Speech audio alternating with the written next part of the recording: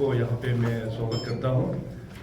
आज honourable union minister for communication and development of north east region Shri Scindia ji हम लोगों के बीच में यहाँ उपस्थित है ईटानगर में। आज ऑनरेबल मिनिस्टर साहब यहाँ ईटानगर आके डिपार्टमेंट का सारा रिव्यू मीटिंग भी हो गया है और पहली बार डोनर मिनिस्ट्री ने एक बहुत अच्छा इनिशिएटिव शुरुआत किया है नॉर्थ ईस्ट पूरे राज्यों को हैंड होल्ड करके आगे बढ़ाने के लिए। और बेसिकली जो स्वाट जो मॉडल है उसके आधार पर कि अपना स्टेट का स्ट्रेंथ क्या है, वीकनेस क्या है, चैलेंजेस क्या है, अपॉर्चुनिटीज़ क्या है, तो इन सारा आइडेंटिफाइड करके स्टेट गवर्नमेंट को दिया गया है। और इस प्रेजेंटेशन और इतना जो डाटा जो डोनर मिनिस्ट्री ने जो एक्सरसाइज किया है, तो डेफिनेटली आने वाला दिनों में अरुणाचल को आगे बढ़ाने में और अरुणाचल को अच्छा से प्लानिंग करने में इसका काफ़ी सहयोग रहेंगे। तो इस जो प्रेजेंटेशन जो दिया है उसको हम लोग और भी गहराई में उसको एग्जामिन करके फिर मैंने ऑनरेबल मिनिस्टर साहब को रिक्वेस्ट किया है कि बाई जनवरी मिड जनवरी आपको दोबारा फिर स्टेट में इनवाइट करेंगे और based on the presentation given by the donor ministry उस आधार पर अपना स्टेट का हम लोग उस स्टेट में उसको किस प्रकार से इम्प्लीमेंटेशन करेंगे और किस सेक्टर्स को हम लोग आगे बढ़ाएंगे, इसका फाइनल टच जो है हम लोग मिड जनवरी को देंगे। इसके अलावा डोनर मिनिस्ट्री का सपोर्ट से पिछले कई सालों से अरुणाचल प्रदेश में इंफ्रास्ट्रक्चर डेवलपमेंट का काफ़ी सहयोग मिला है और आगे भी ये सहयोग डोनर मिनिस्ट्री के थ्रू से मिलता रहेंगे। तो मैं ज़्यादा नहीं बोलते हुए अभी हमारे बीच honourable donor minister Scindia ji यहाँ उपस्थित हैं, तो सिंधिया साहब को वो बोलेंगे तो डिटेलली में मीडिया के सामने इंटरेक्शन करने के लिए। मुख्यमंत्री महोदय पेमा खांडू साहब और मीडिया के हमारे सभी दोस्त और सहभागी, आज मेरे लिए एक बहुत सौभाग्य का दिन है कि जिस राज्य में भारत माता की भूमि पर सूर्य का पहला किरण पहुंचता है, उस राज्य में मेरा प्रवास हुआ है और मुख्यमंत्री महोदय के साथ एक बैठक लेने का सौभाग्य मुझे प्राप्त हुआ है।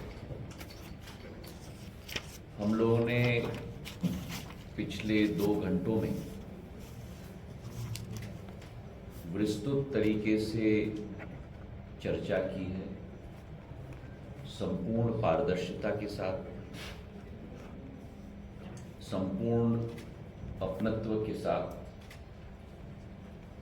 और केंद्र और राज्य सरकार का एक ही लक्ष्य है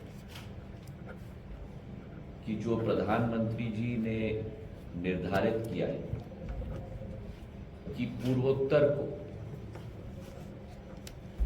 भारत के ग्रोथ इंजन का एक महत्वपूर्ण अंग हमें बनाना होगा। प्रधानमंत्री जी के नेतृत्व में पिछले 10 वर्षों में असंभव को संभव बनाकर एक नया कीर्तिमान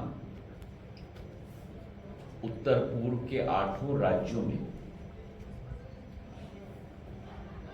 भारत सरकार ने प्रधानमंत्री नरेंद्र मोदी जी के नेतृत्व में स्थापित किया है। और अगर हम चारों तरफ देखें,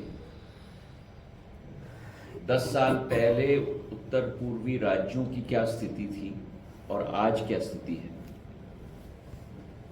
जहां 24,000 करोड़ रुपए केंद्र सरकार के 55 मंत्रालयों से उत्तर पूर्वी राज्यों को दी जाती थी, आज प्रतिवर्ष 1 लाख करोड़ से भी ज्यादा राशि उत्तर पूर्वी राज्यों को दी जाती है। टैक्स डेवल्यूशन की हम बात करें तो जहां टैक्स डेवल्यूशन के मुद्दे पर हमारे इस राज्य में 10 साल पूर्व 2004 से 2014 तक कुल मिलाकर 5,700 करोड़ रुपए टैक्स डेवल्यूशन के आधार पर दिया जाता था। इन 10 वर्ष की अवधि में 2014 से 2024 तक 1,06,000 करोड़ रुपए टैक्स डेवल्यूशन के आधार पर अरुणाचल प्रदेश राज्य को दी गई। इसका मतलब कि करीब करीब 20 गुना वृद्धि हुई है। उन 10 वर्षों में 5,750 करोड़, इन 10 वर्षों में 1,06,000 करोड़।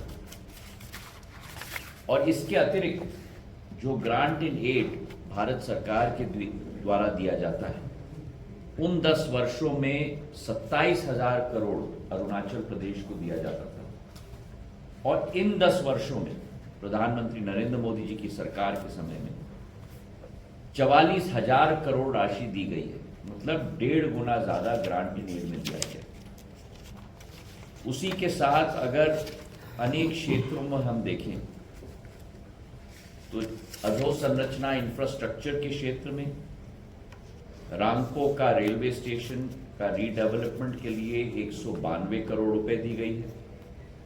ढोला सादिया ब्रिज 2017 में प्रधानमंत्री जी के द्वारा स्थापित किया गया। असम और अरुणाचल प्रदेश के बीच में दूरी 5 घंटे से कम की गई।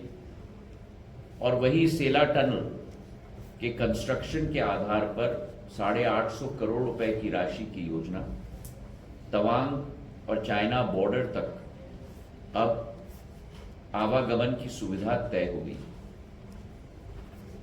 हाइड्रो पावर की बहुत क्षमता अरुणाचल प्रदेश में है। देश की 140 गीगावाट में से 40% क्षमता केवल हमारे एक राज्य में है और वो है अरुणाचल प्रदेश। मतलब 50 गीगावाट की क्षमता है। और मुझे खुशी है कहते हुए कि वर्तमान के 1400 मेगावाट की उत्पादन को मद्देनजर रखते हुए Subansiri hydro electric project 20,000 crore की 2,000 मेगावाट की, Dibang multipurpose hydro power project 32,000 crore की 2,880 मेगावाट की, 110 मेगावाट की पारे हाइड्रो प्रोजेक्ट जो पूर्ण तरीके से कमीशन हो चुकी है 750 करोड़ की, और 600 मेगावाट की कामेंग हाइड्रो प्रोजेक्ट 8,200 करोड़ की। कुल मिलाकर अगले 3-4 वर्षों में 7,000 मेगावाट अतिरिक्त हाइड्रो पावर की संरचना अरुणाचल प्रदेश में की जाएगी। इसी के साथ अगर हम देखें टेलीकॉम के मंत्रालय के क्षेत्र में हमने ये निर्णय लिया है कि 100% सैचुरेशन 4G की कैपेबिलिटी की पूरे भारतवर्ष में होनी चाहिए। 2,605 4G के मोबाइल टावर हमने सैंक्शन किए हैं, जिसके आधार पर 3,721 गांव मोबाइल कनेक्टिविटी के आधार पर कनेक्ट होंगे। और इसके लिए 2,672 करोड़ रुपए भारत सरकार के द्वारा सैंक्शन किया गया है। रोडवेज में भी 1,600 किलोमीटर की रोड्स आज पूर्ण तरीके से नेशनल हाईवेज लागू हो चुकी हैं। और उसी के साथ साथ जो हमने चर्चा भी की है, जो क्षमता अरुणाचल प्रदेश की है हाइड्रो पावर की, जो क्षमता है नंबर 1 है कीवी प्रोडक्शन में। भारत का ऑर्किड स्टेट नहीं बन सकता अरुणाचल, विश्व का ऑर्किड स्टेट बन सकता है अरुणाचल। अनेक क्षेत्रों में अरुणाचल की असीम क्षमताएं हैं जिन्हें हमें उजागर करनी है। वर्तमान में डोनर मंत्रालय से 456 प्रोजेक्ट्स हम लोग ने मंजूर किए थे 5,275 करोड़ के, जिसमें से 331 प्रोजेक्ट्स संपूर्ण हो चुके हैं। 3,284 करोड़ रुपए के और 125 प्रोजेक्ट्स करीब करीब 2,000 करोड़ के अभी भी कार्य प्रगति पर है।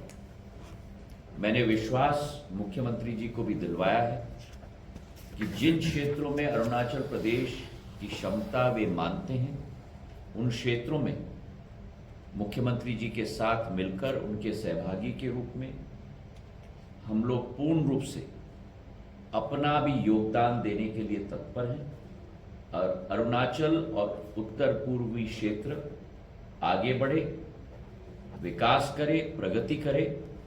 यही हम लोगों का लक्ष्य होगा। प्रधानमंत्री जी का लक्ष्य एक विकसित भारत 2047 तक बनेगा और उसमें उत्तर पूर्वी राज्यों और अरुणाचल प्रदेश की बहुत महत्वपूर्ण योगदान होगी।